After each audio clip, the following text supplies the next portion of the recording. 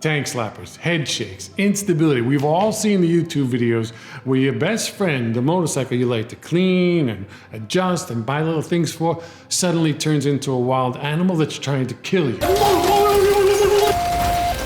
Oh, honestly, it scares the shit out of me, especially since Superdukes tend to have a reputation for being a little unstable, for head shakes, for tank slappers, for instability. But why is that?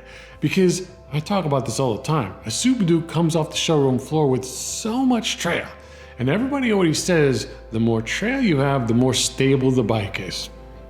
So where do the head shakes come from? And what can we do to protect ourselves from this? This is worth a conversation and a solution, and I might have both right now. My name is Eric. Welcome to Superduke.com. Let's get into this. Most motorcycles come off the showroom floor with more trail than they need, in my opinion, and the opinion of most sport riders, racers. We like a bike that's more responsive. You want to go right, it goes right. Left, it goes left. Where off the showroom floor, most bikes want to go straight. You want to go right, they're like, not now, please, can we do it later? It's challenging to throw a bike around that's got so much trail. But it's stable, right? If you're going 70 miles an hour on the highway and you hit a pothole and things start to shake a little bit, a bike with more trail is going to have more of a tendency to straighten itself out than a bike with less trail. But what about when you're accelerating really hard? The rear is squatting and the front is lifting and you're going through gears. What about that? Because that particular moment, even going dead straight, is, if you read online and you talk to people, that's when KTM's 1290 Superduke tends to be the most unstable, gets the most head shakes, wildest tank slappers when you're accelerating. So what gives? I thought a lot of trail means a lot of stability. This is where I'm coming in with a thought out of left field. I've been thinking about this for a long time, and I'm not going to say that this is a rule. I would more rather open up a conversation with you and tell me what you think. Because here's the theory. I've talked about trail before, as in you have rake, which is, the point that's projected through your steering stem. I talk about this better in other videos, but right now I'll just do it quick. If here is your rake and here's your tire, that's your trail. This distance is your trail. So the more trail you have, the more of a tendency that the motorcycle is going to have to right itself. The tire wants to stay in line with the leading point of the bike. We've talked about this. But how about this thought? Let's say you're going 50 miles an hour, and like I've shown before, if you lifted this tire somehow here and dropped it onto the ground, whack, it's going to go back straight again, right? 50 miles an hour. And that's kind of what happens when you accelerate hard. So I think of it like this. You have your hands on the grips, and you start to accelerate. And what happens, right? The motorcycle's down here, you're sitting up here, your weight goes back, okay? So as your weight goes back, you're holding onto the bars more. You're gripping the bars like this. But if you're accelerating super hard, you're twisting this throttle with your hand, and you're twisting all the way because you're nuts. So if this hand is all the way like this, and this hand is still like this, and your body's getting pulled back like this, do you honestly think that you're going to be pulling on these bars exactly with the same, force? I don't think so. So, a KTM 1290 Superduke, we've talked about this before, the swing arm is very flat. It doesn't have much of an angle. It's very flat. And the bike has a tendency to squat in the rear. So when a bike squats in the rear, the front lifts off the ground. See? It doesn't have to be a lot. I mean, Superdukes do wheelie a lot, but let's say you're just trying to go as fast as you can. You're doing a drag race or just experiencing acceleration. Front tire comes off the ground, your grips are pulling uneven, so your wheel turns like this. Now we're at that example, right? Where here's the rake and here's your tire, this is your trail, Now you turn the bars a little as you're accelerating. Now the tire's out here. And what do we usually do when we're accelerating really hard? We go really fast. So now we're not talking about 50 miles an hour, we're talking about 100 miles an hour. So what happens when that tire that has so much trail goes over here and hits the ground? Bam! That tire is gonna jerk back so hard, right? Harder even than a bike with less trail. The bike with less trail, 100 miles an hour, you touch down, burp, it goes back like this. 100 miles an hour with a bike with more trail goes boop, whack, and I think goes beyond straight. It goes beyond because think about this. There's a lot more to this equation than just a tire that goes back in line with a leading point, right? There's a lot more going on because first you got a tire, which is rubber band. Think about a rubber band, and it's got air in it. So you have a wheel that's not moving, and then this big tire, this filled with air. When the tire's out here and it lands, first thing that happens is the tire changes its shape, right? The rubber band gets loaded. That's the first thing that happens. The next thing that happens, have you ever held a bicycle wheel in your hands and spun it really fast and try to turn it really quickly like this? It resists the centrifugal force that's going on with that wheel when it's spinning. And remember, we're talking about 100 miles an hour. It just wants to stay in this line. It wants to stay on this trajectory, on this line. So you jerk it like this, it's gonna fight you. It's gonna fight you. So that fight, especially when it's a sudden jerk, that fight, let's think of it just as energy. So now you have the energy of a rubber band. Now you have the energy of a wheel that doesn't want to turn. So what is it going to fight? It's going to fight your forks, right? Your forks are saying, turn. And what's going to happen? Your forks are going to bend like this, especially on stock triple clamps, especially on, there's a power performance triple clamps for this bike that's very, very flexy flyer. It's more even than the stock triple clamps. So what happens when your tire touches down and whacks back really hard with that triple clamp? It's gonna flex like this, okay? So you got the rubber band from the tire, you got the flex from the forks. And what happens when you flex something? That's like the second rubber band. It's gonna wanna go back. It wants to bounce back. Now, you've got the frame of the motorcycle, right? It's a steel frame. I mean, any frame is going to flex, but a steel frame, now you got something else that you're winding up with energy. So now you have 3 rubber bands that are loaded like a gun. So you're accelerating super hard, your bars are turned a little bit, and your front wheel touches down. Maybe there's a bump in the road. Maybe you didn't even decelerate yet. Maybe the road came up and down because roads do that, right? So your tire is just a little bit of the pavement, and then all of a sudden your tire's touching the pavement, and boom, this thing comes, and it goes beyond the point, right? The rubber band, so if you think that tire is just gonna go and just be fine, I think you're missing something. I think it's more like it's gonna go like this, and then it's gonna stop again and come back this way. Rubber band's now going from like this to like that, and that's where this comes from. I believe that is where these wicked tank slappers come from.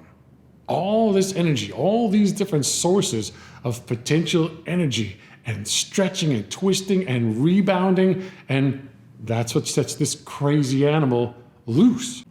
Now, before you think I'm crazy, because I am crazy, think about this. How many races, MotoGP, World Superbike, have you watched? How many races have I been in? How many races have I witnessed while I was waiting for my races to come? 36 years of racing, that's a lot of times at the track where motorcycles are full throttle. How come I've never once had a tank slapper? how come I've never once witnessed someone else at the racetrack crashing because they had a tank slapper? Think about it.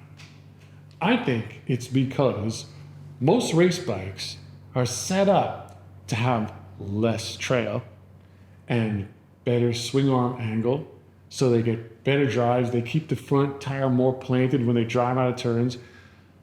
Sport bikes, race bikes, track day bikes, well, not all track day bikes, but a track day bike that's set up well, I think will have less of a tendency to have these head shakes, to have these tank slappers.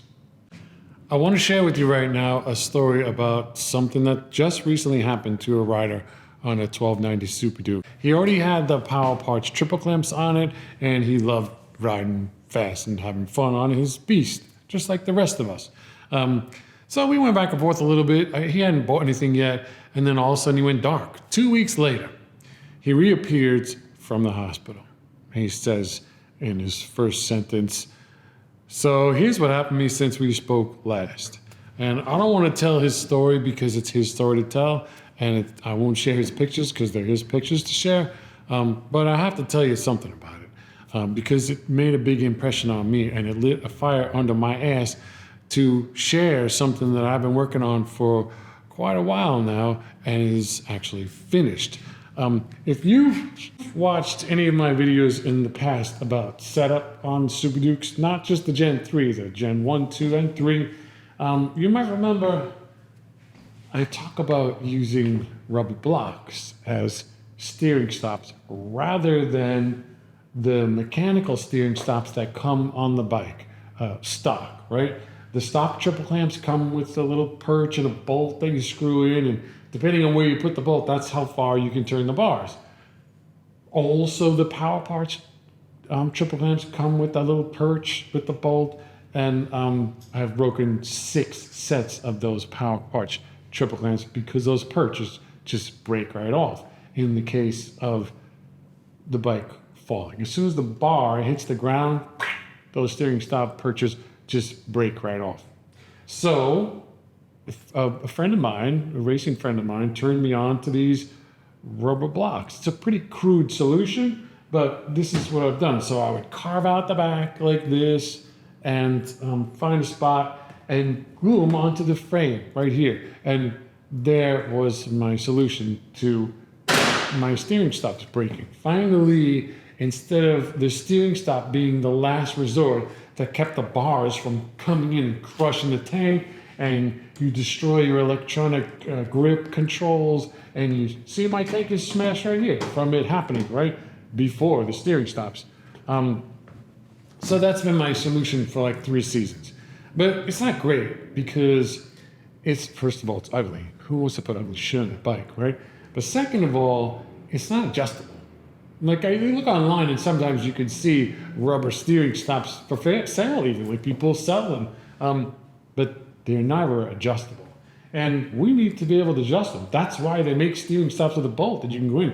Some of us, to mitigate the potential tank slapper, instead of making it go crazy like this, the less travel you have through your bars, now your tank slapper is going to be like this, which isn't so bad. The downside of that is, if you need to wheel your bike into the garage, around the front of your car, in between, whatever you have in your garage, you need to be able to turn the bars. So, sometimes you have to do like a 19 turn to turn your bike around in a tight space. So in that case, limiting your range is kind of a downer, but each of us a difference. That's why they make them adjustable. But rubber steering stops are not adjustable, or are they? So I've spent some weeks developing a better solution to this problem. This is a rubber steering stop, frame mount, that is actually adjustable. Depending on how much range you want to your bars, you can adjust this in 5mm increments from just the base piece, put on the 5mm block, put on the 10mm block, the 20 millimeter block, or the 10 and the 5. See how the math works out? And once you have the block of your choice in place, I'm including sets of 4 screws, stainless steel, to fasten these together. They install super easily right on this frame. Watch this. Okay, it's installed. Now you have a steering stop that's rubber mount. Period. I'm including a little package of shoe glue, which is the best glue for motorcycles. You can glue anything to anything. And it stays a little bit flexible, so you can remove things. It takes a little bit of elbow grease, but you can remove things, and then you can even get the glue off. It doesn't affect the paint. It doesn't scratch anything. It's fantastic. I've actually mounted potentiometers, my data acquisition potentiometers, using shoe glue, believe it or not. So I'm calling this beautiful piece of work the Superstop. But before I can tell you how special it is, I have to tell you the rest of the story about what happened to my friend and his wicked tank slapper. So what it seems like happened to my buddy is he was accelerating really hard on a straightaway, front tire touched down, and whack, sent him into this wild tank slapper. It's possible that some of the parts that broke on his motorcycle broke during his tank slapper, not after he crashed from the tank slapper. Again, I wasn't there. I'm not a forensic scientist, but I feel like this could have happened.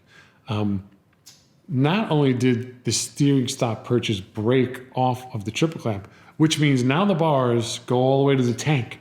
Smash, smash. And remember I said, if you had adjustable steering stops, right, some people make it so that the tank slapper is only a little bit. Now, his were going not only to the full range of what his steering stops used to stop the bars at, but now it's going all the way until the bars, the grips, are smashing into the tank, which means his hands are going into the tank. And the range of his tank slapper is so far and so wild, there's no way to recover it. The last, scariest, craziest point of all this is not only did his steering stop purchase break, but the welded steel bumper that's put here for the steering stops to hit, right? It's like a hunk of steel behind the steering head broke off. So now either the purchase broke the bracket off, or the bracket broke the purchase off, or both of them broke at the same time. I have no idea.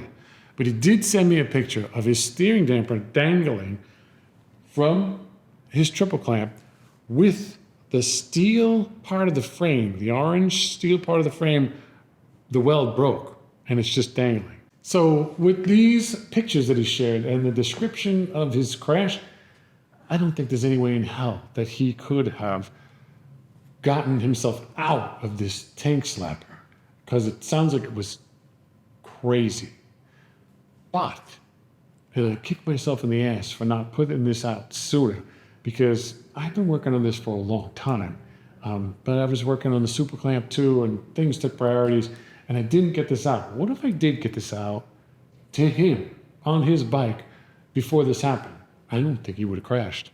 I definitely don't think he would have been emailing me from the hospital. Because if this rubber block was against his frame like this one now is, which took 29 seconds to install, when his bars went lock to lock so violently, they'd be hitting rubber against the frame. That ain't gonna break. This is not gonna break. And it's hitting against the fork, and it's hitting against a very wide area of the frame.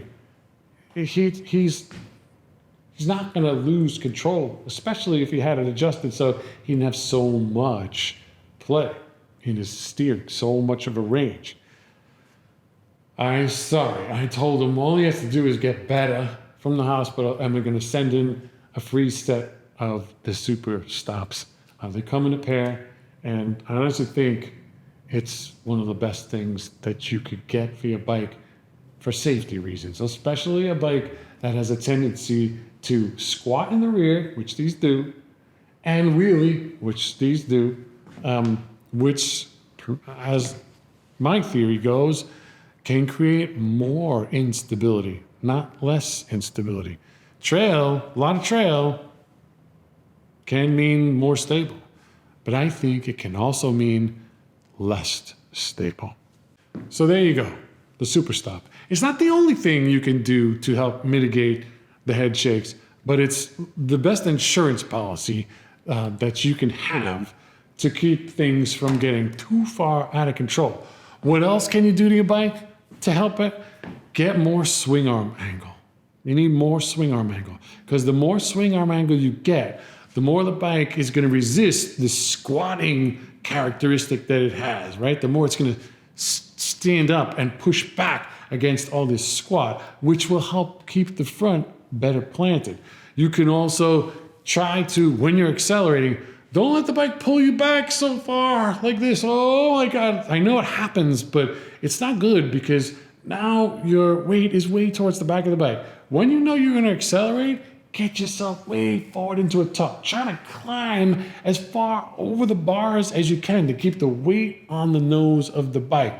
I'll tell you, when I have a setup, like where my axle, rear axle, is more forward, which the bike has more of a tendency to wheelie, I'll burn my boot. I'll come in, my foot is on fire because I'm actually standing with my foot farther than the foot peg. I stand on the silencer right here. You can see there's black marks on my exhaust from my boot. I'll stand on it to push my weight forward to keep the nose down. And this is another thing that you can do, which I just kind of hinted at, is there's an eccentric that our axle is in, and a lot of times I've referred to the range of adjustment of this axle like the face of a clock. So if this is high noon, this would be like, from your perspective, here's 11 o'clock in the morning. That's about where the range begins. And then it goes to 12, 1, 2, to like almost 3. It goes from like 11 to 3 o'clock. That's the range that the axle rotates in. So stock, it's like 10 minutes to 12. That's where the axle is. So if you get a longer chain or change your sprockets around, and if you email me, I can help you figure out which combinations of gearing will give you more swing arm angle, more swing. The farther back and down, it kind of lifts the back of the bike. You get a little more swing arm angle, but you also get a longer wheelbase. And depending on, it's a little difficult because it's on an arc, right? So in this part of the range of movement, you mostly get length, not so much height. But when you get down to like 2 to 3 o'clock, you're not getting so much length anymore. You're just getting height, right? So eccentric, hub, swing arm, single-sided, moving the axle around. It's a little tricky to map what's going to happen, but I have it all mapped, and I can help you come up with a better combination, which will increase your swing arm angle a little bit, raise your rear ride height, you lose a little bit of trail, and you help keep the nose of the bike on the ground. So you want to spend as little money as possible, just mess with your axle. But do yourself and myself and all humanity a favor and get a Superstop. Just in case the shit hits the fan, you'll be covered. You'll have a much better chance of surviving the worst case scenario. So axle, Superstop. Those of you who have already purchased SPORTLINKS and SuperLinks, and I sell different sizes, you're already in better shape. And I have emails of people testifying to that fact. Like they don't have the instability problems that they did prior to having SPORTLINKS. But you know, SPORTLINK is a little more money than a Superstop is. But it's not much more. It's a very, very reasonable upgrade. But I'm not really trying to sell you anything. Maybe I'm trying to sell you the Superstop, but it's such little money. Is it really not much of a sale, or am I trying to help? You can decide. And Feel free to comment about whether you agree that more trail, I've talked to quite a few people about this who are like, that actually makes sense. More trail in this situation can create more instability, not less. It's tricky, but sometimes you got to look at life from outer space to get a better perspective of what's actually going on. So there you go, a brand new perspective on an age-old problem. Stability versus instability. A lot of trail versus a little trail. Head shakes and tank slappers, or smooth sailing, enjoying your motorcycle. So get yourself a set of Superstops just to be safe, because it really could help you out when the shit hits the fan. Hopefully we can avoid the shit hitting the fan, but if and when it does, you will be in better shape with Superstops. In the meantime, work on your swing arm angle. Email me if you like. I have no problem helping people. I do it every day, whether you're a customer of mine or you're not. I have a lot of data and a lot of experience with this bike in particular. Other bikes too. If you need a hand, if you like a hand, feel free. Go to superduke.com, hit me up off the contacts page, and there you go. Email is better than Facebook. I'm really not on Facebook that often. I hope this video helps you understand what you're up against, what we're all up against, and hopefully you're safer and you don't email me from the hospital. Please let's have our buddy get better. This is GoGo.